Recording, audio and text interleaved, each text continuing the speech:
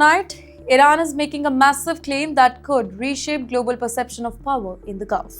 Iranian media outlets linked to the Revolutionary Guards claim that two American warships suffered direct damage during missile and drone attacks near the Strait of Hormuz. The reported targets include USS Truxtun, USS Mason, and USS Rafael Peralta. According to Tehran, Iranian missiles, their drones, and their fast boats launch a coordinated assault against the destroyers as they move through the Gulf waters. Here, Iran claims that the ships they were forced to retreat towards the Gulf of Oman after sustaining serious damage. In the meantime, America strongly denies this.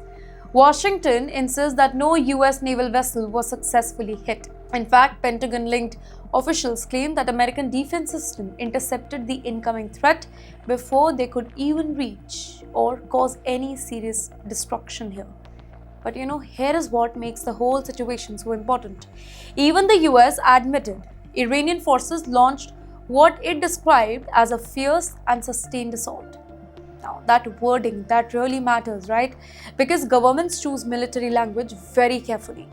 And the phrase fierce assault, it suggests that the whole confrontation, it was intense, it was dangerous. In fact, reports indicate the attack may have involved multiple layers of pressure simultaneously.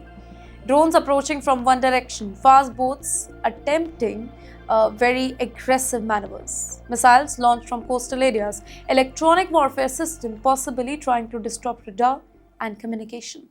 Now think about the bigger picture here. For decades, the US Navy symbolized unmatched dominance in the Gulf, right? American destroyers were seen as nearly untouchable.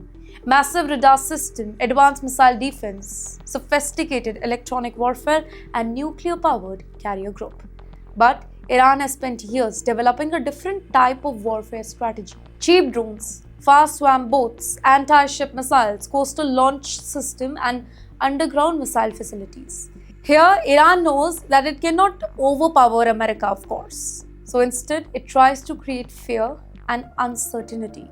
Here, Tehran wants the entire world to believe just one thing, that American naval supremacy can be challenged.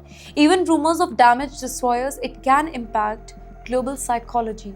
Oil market can react, shipping companies can panic, insurance costs will rise. In fact, investors become nervous. And this is exactly the kind of pressure Iran wants to create, because Tehran understands something very clearly here.